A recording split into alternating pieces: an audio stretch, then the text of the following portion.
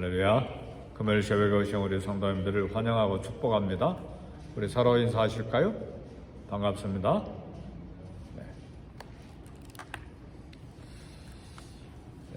우리 삶에 갑작스럽게 또 뜻하지 아니하는 위기를 만날 때가 있습니다. 일이 풀리지 않고 또 가슴이 철렁 내려앉는 어려운 사건들도 만날 수 있습니다. 그리고 뭔가 열심으로 하나님을 섬기는데도 이렇게 걸림돌이 생기고 또 마음이 힘든 일들을 만날 수가 있습니다. 네, 우리는 본능적으로 이때에 그냥 마음에 걱정하고 갈등하고 또 이런 문제를 풀기 위해서 생각을 많이 하는데 이런 위기를 만났을 때 가장 참 지혜는 무엇인가? 하나님 앞에 엎드리는 일입니다. 기분 나빠하고 염려하고 갈등하고 잠을 자지 못하고 그것 때문에 고민하고 그것이 아니라 우리 신앙인들은 본능적으로 하나님 앞에 엎드려야 됩니다. 그것이 지혜예요. 오늘 말씀의 결론입니다. 그럴 때에 지혜의 원천이 되시는 하나님, 능력의 원천이 되시는 하나님께서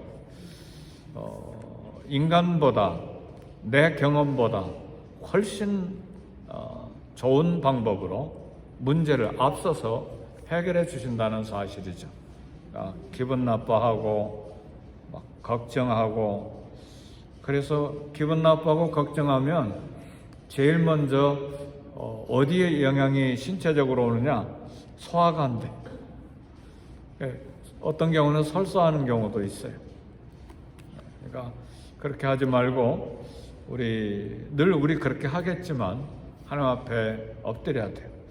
집에서도 엎드려 기도하고 교회 나와서도 엎드려 기도하고. 낮에 시간이 있습니까? 교회 나와서 기도하세요. 물론 집에서도 기도하고 운전할 때도 기도하겠지만 그러나 늘 기도의 자리, 예배의 자리에 나와서 기도하는 것도 굉장히 좋은 방법입니다. 그래서 기도해야 돼. 늘 기도해야 돼. 우리 평상시에 늘 기도하지만 위기를 만날 때는 그 기도가 얼마나 간절해지는지 몰라요. 하나님의 능력, 하나님의 지혜를 구하는 그런 간절한 마음이 이제 하나님께 연결되는 것입니다. 너희가 시련을 만나거든 시험을 만나거든 온전히 기쁘게 여기라. 야고보 장로님이 이야기하시고 그 다음에 하신 말씀이 있어요. 너희 중에 지혜가 부족하냐? 후히 주시고 꾸짖지 아니하시는 너희 하나님께 구하라. 그리하면 주시리라. 야고보서를 쓴 장로님은 별명이 낙타의 무릎이잖아요. 예수님의 친동생 야고보. 예수님의 12제자 중에 한 사람인 요한과 야고보, 형제 야고보 말고 예수님의 육신의 친동생 중에 야고보가 처음에는 예수님을 믿지 않았지만 예수님을 부활하신 예수님 믿고 얼마나 기도에 열정을 했는지 낙타의 무릎이라고 하는 그런 별명을 받았습니다. 그리고 그가 소개한 엘리야의 기도를 야고보 마지막 장에 소개하잖아요. 엘리야는 간절히 기도했다. 의로운 기도는 하나님이 들으신다. 그러니까 전심으로 하나님 앞에 기도하는 엘리야의 기도를 소개한 그 장면이 나와 있습니다. 오늘 본문에 보면 느부갓네살 왕이 하룻밤에 꿈을 꾸고 그 꿈이 자기의 목숨과 자기 제국의 운명과 직결되어 있는 것을 이렇게 느꼈어요. 얼마나 불안했는지 몰라요. 꿈꾸고 나서 불안해하는 사람들 많잖아요. 그래서 가끔 목사님 이런 꿈을 꾸는데 무슨 뜻이에요? 저는 대부분 해석해 주기를 걱정하지 마세요. 꿈보다 더 위대한 하나님이 계십니다. 걱정하지 마세요. 우리 주님이 볼자다 세상 끝날까지 내가 너희와 항상 함께 있으리라. 능력의 주님이 평생에 함께 하시니까 그 꿈 가지고 염려하거나 걱정할 거 하나도 없어요. 대부분의 경우에 하나님이 주신 특별한 꿈이 아닌 이상 죄송합니다 이런 말을 해서 쓸데없는 꿈 꾸는 경우가 대부분이에요. 그러니까 꿈 때문에 그날 아이고 오늘 일진이 좋겠다 안 좋겠다 그런 생각하지 마세요. 일진이라는 말이 무슨 뜻이에요? 그럼 우리 그리스도인들은 그런 단어 쓰지 않아요. 절대 그런 말 하지 마세요. 느부갓네살 바벨론 왕이 꾼 꿈은 하나님이 주신 꿈이었어요. 하나님을 안 믿는 이방인 제국의 황제였지만 하나님께서 하나님의 지혜와 절대 주권자이심을 드러내시기 위해서 바벨론에게 느부갓네살에게 꿈을 꾸도록 그렇게 역사하신 거예요. 근데 꿈을 꾸고 나서 느부갓네살이 막 번민이 됐어요. 갈등이 됐어요. 불안했어요. 혹시 내가 죽는 게 아닌가? 혹시 이렇게 세운 위대한 대바벨론 제국이 망하는 게 아닌가? 근데 실제로 망하는 꿈이죠. 왜냐하면 오랜 후에 바벨론이 망하고 페르시아가 망하고 그리스가 망하고 그리고 로마 제국이 망하고 그리스도의 뜬 돌이 위대한 산을 이뤄서 하나님 나라가 이렇게 완성되는 그런 꿈인데 그 꿈을 알 수가 있나요? 꿈도 잘 분명하게 생각도 안 나는지 잘 모르겠지만 그래서 바벨론 제국에 있는 모든 박사들, 지혜자들, 점쟁이, 술사들 다 불러 모아가지고 내 꿈을 이야기해라. 그리고 해석해라. 근데 모든 점쟁이, 술사, 박사, 지혜자들은 우리는 신이 아닙니다. 우리는 그거 왕이 무슨 꿈을 꿔는지 모릅니다. 그러니까 바벨론 제국의 황제가 다 죽여라. 박사들 거짓말쟁이다. 내가 꿈도 알아내지도 못하고 해석할 능력도 없으니까 다 죽여라. 근데 그 지혜자들, 박사들 중에 다니엘도 있었어요. 그러니까 다니엘도 이제 죽게 생겼어요. 그래 근위대장이 모든 박사들을 죽이려고 나갈 때 다니엘이 잠깐 무슨 일이냐. 그래서 그 이야기를 다 해줄 때 다니엘이 잠깐 시간만 주세요 하고 왕에게 구합니다. 이것도 하나님이 주신 지혜예요. 근데 왜 잠깐 시간을 달라고 했느냐? 사랑하는 성도 여러분, 기도할 시간을 얻기 위한 거였어요. 하나님 앞에 말씀드릴 시간을 얻기 위한 거였어요. 위기의 문제, 갈등의 문제, 가슴이 철렁 내려앉는 사건과 어려운 문제 생길 때 전화기 먼저 들지 마세요. 전화기 들으려면 그 전화번호 가르쳐 드릴게요. 66국에 3927 전화 가세요. 66국에 3927은 뭐예요? 66권 성경, 39권 구약, 27권 신약 합하면 66권. 그 전화는 하세요. 그렇지 않고 스마트폰 잡지 마세요. 하나님 앞에 먼저 엎드려야 돼요. 그게 지혜예요. 그래서 시간을 확보해서 기도하는데 다니엘은 참 지혜로운 사람이에요. 오늘 본문 2장 17절 18절 보니까 이에 다니엘이 집으로 돌아가서 새 친구 있잖아요. 새 친구가 누굽니까? 하나냐, 미사엘, 아사랴. 새 친구들에게 이런 문제가 생겼다. 이제 죽게 생겼다. 이제 다 죽게 생겼는데 우리 기도하자. 이게 지혜예요. 그러니까 집에 돌아가서 밥도 안 먹고 막 근심하고 걱정하는 것이 아니라 기도의 동지를 찾은 거예요. 오늘 기도 동지가 있습니까? 문제 생길 때 기도해 줄 두세 사람이 있습니까? 그 기도해 줄 두세 사람 이름이 누구예요? 한번 내놔보세요. 없으면 기도 동지 만들어야 돼요. 아무나 기도 동지 만들면 안 되고 정말 기도하는 사람, 매일 성경을 읽는 사람, 그리고 신실하게 하나님 앞에 순종하면서 사는 사람, 그런 기도 동지 두세 사람이 있으면 그건 정말 축복입니다. 평생에 함께 기도하면서 살아갈 수 있기 때문에. 그렇게 기도 동지를 찾아서 다니엘이 기도했습니다. 다니엘은 홀로 기도한 것이 아니에요. 어려울 때 기도를 부탁하고 기도 후원을 받을 수 있는 믿음의 형제들이 있었어요. 일생을 두고 진실하게 기도해 줄 친구, 두 사람, 세 사람 꼭 만들어야 돼요. 그들이 멘토가 될 수도 있고, 그렇죠? 네. 기도 후원자가 될 수도 있고. 저는 기도 후원자가 많아요. 저희 형제들이 다 기도 후원자예요. 18년 동안 선교비도 후원했지만 지금도 계속 기도해요, 형제들이. 누님들, 형님, 동생들 계속 기도해요. 또 함께 기도하는 기도 사역자들이 또 있어요. 우리 교회도 있어요. 중보 기도팀이 있어요. 그래서 어려운 일이 생기면 그 중보 기도팀에 기도 제목을 띄웁니다. 그럼 함께 기도하는 것이죠. 사랑하는 성도 여러분, 다니엘과 세 친구들이 아마도 목숨이 걸려있기 때문에 금식하면서 기도했을 거예요. 합심해서 기도하는 것입니다. 이것이 기도 동역자를 구하는 것이 지혜입니다.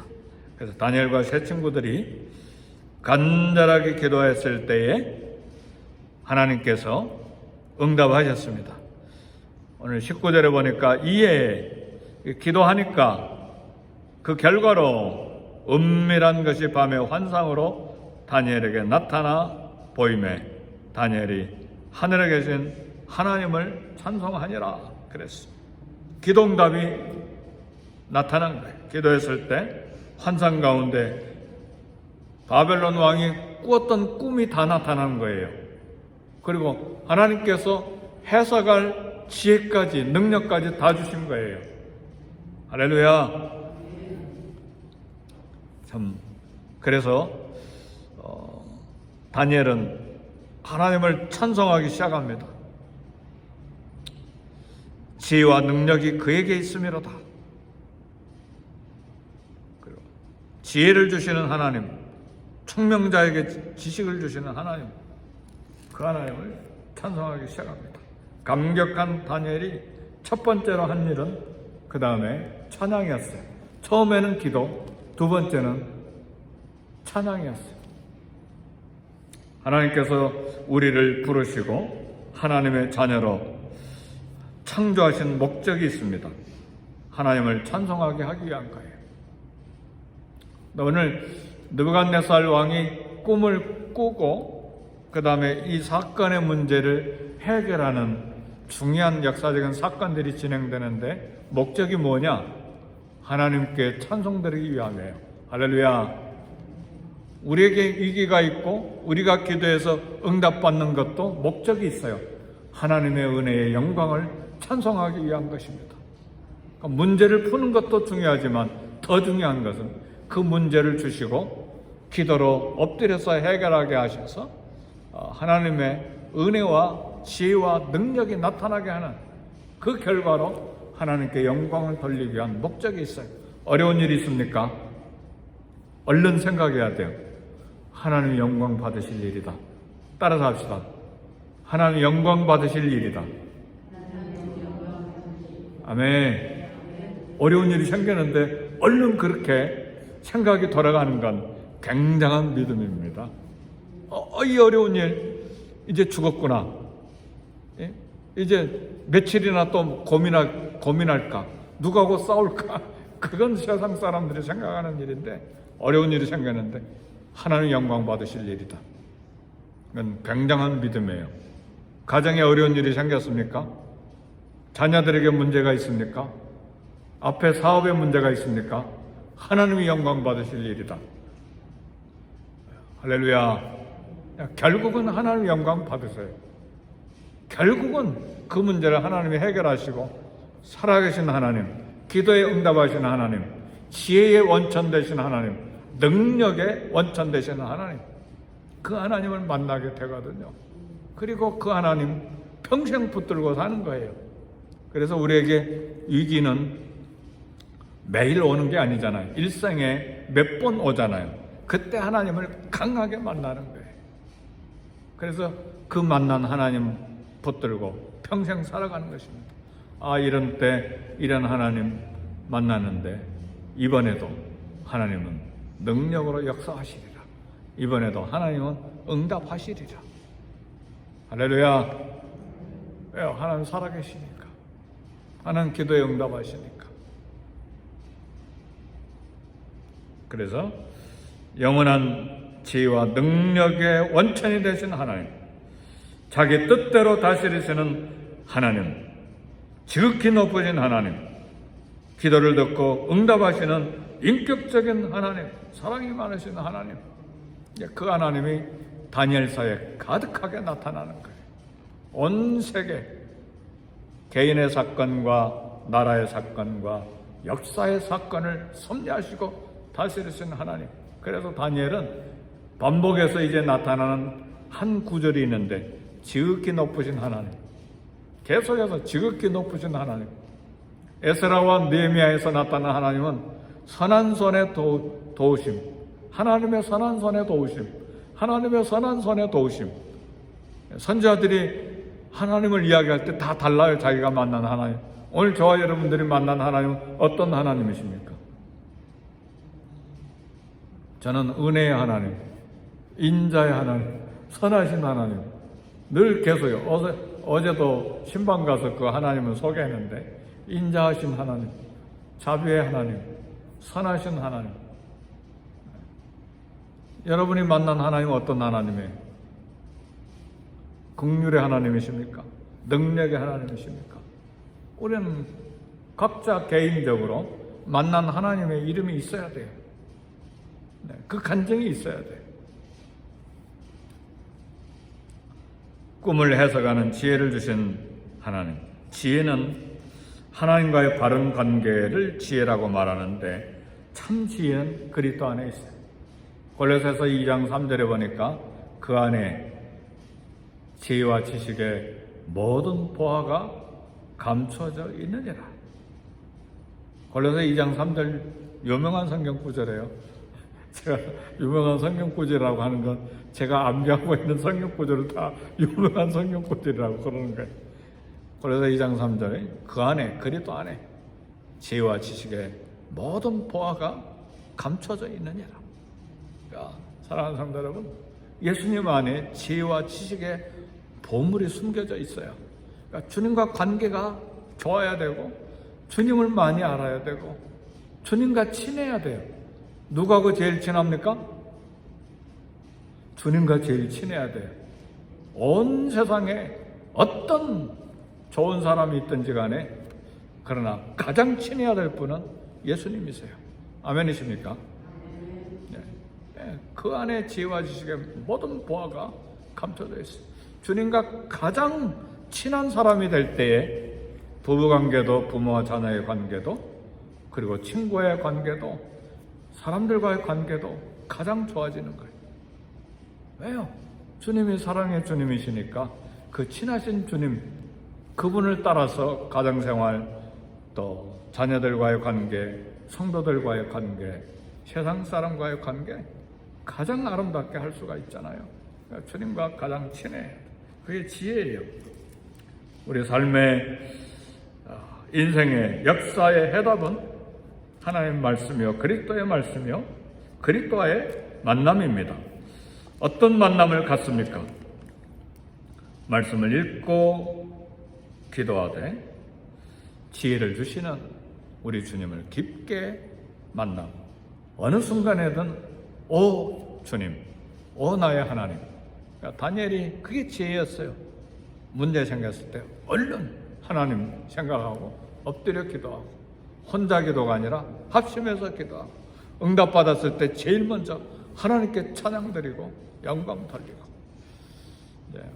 어려운 문제들이 있어요. 우리 개인적으로 말은 다 안 하고 또 기도 제목 다 나누지는 않았지만 응답받아야 될 기도 제목들이 있어요. 할 일은 주님을 찾는 것입니다. 엎드려 기도하는 것입니다. 그리고 그 결과는 하나님께 영광입니다. 그러니까 문제가 있으면 하나님께 영광 돌릴 일이다, 그렇게 생각하고 말씀 부여잡고 기도하고 주님 부여잡고 주님 앞에 서는 저와 여러분이 되시길 주의 이름으로 축복합니다. 기도하겠습니다. 기도하실 때에 먼저 교회를 위해서 기도하시고 교역자들을 위해 기도하시고 이 땅을 위해 중보 기도하시고 개인적인 모든 기도 제목 하나님 앞에 내놓고 건강의 문제, 또 직장의 문제, 자녀들과의 문제, 이 땅의 삶의 문제 위해서 기도하시고, 우리 특별히 오늘 새벽 기도 오신 분들에게 기도 부탁드립니다. 김영애 권사님 오늘 11시에 담낭 수술을 하시는데 안전하게 잘 수술받고 퇴원하고 회복되도록 기도, 중보기도 해주시길 바랍니다. 다 같이 기도합니다. 하나님 아버지, 이 새벽에 김영애 권사님 위해서 기도합니다. 오늘 담낭 제거 수술을 받는데 하나님 은혜 베풀어 주시고 십자가에 피 묻은 손으로 안수하시고 참 치료하여 주셨습니다. 모든 의사들과 또 마취 의사들 또 간호사들 손을 대신하는 하나님의 능력의 손이 나타나 잘 치료되고 회복되고 또 건강으로 주님 섬길 수 있는 여정이 되게 해 주시옵소서. 주여 자비와 긍휼과 은혜를 베풀어 주시옵소서. 모든 소원하는 영혼에게 만족함을 주시고 간절히 간구하며 또 참 하나님의 은혜를 간구하는 영혼에게 좋은 것으로 채워주신 하나님, 여호와 하나님의 자비와 인자하심, 하나님 우리가 주님 앞에 찬양합니다. 인생에게 좋은 것을 기적을 베풀어 주신 하나님을 찬양합니다. 이 시간 교회를 위하여 기도하며 EM과 KM과 썬데이스쿨과 그리고 교역자들을 위해서 기도합니다. 성령 충만, 말씀 충만, 기도 충만, 주여 주님을 사랑하는 마음으로 충만케 해주시고 기도가 회복되게 하시고 말씀이 회복되게 하시며 예배가 회복되는 우리 교회가 되게 해 주옵소서. 다음 주부터 시작될 이 가을, 깊은 가을에 시작되는 특별 새벽 기도에 함께 성도들 모여 기도하게 하시고 목장을 위하여 기도하며 우리를 다시 회복시켜 주시는 성령님의 충만을 위하여 기도하며 하나님 앞에 온 교회가 간절히 기도하는 한 주간이 되게 해 주시옵소서. 이 땅을 위하여 축복하며 기도하며 선교지를 위하여 축복하며 기도하며 하나님 주여 불쌍히 여겨 주시옵소서. 하나님의 통치하심과 다스리심과 하나님의 거룩한 섭리가 드러나는 이 땅이 되게 해주시오. 우리 주님 오실 주님을 사모하며 기도하는 이 아침 되게 해주시되 개인의 기도 제목과 건강을 위한 기도 제목과 직장과 일터를 위한 기도 제목과 자녀들과 모든 가정을 위한 기도 제목, 개인 기도 제목을 내어놓고 기도할 때에 모든 위기와 어려움이 하나님 주의 능력의 은총으로 해결함을 받고 응답을 받고 하나님께 찬양하며 감사하는 우리 성도들이 다 되게 해 주시옵소서.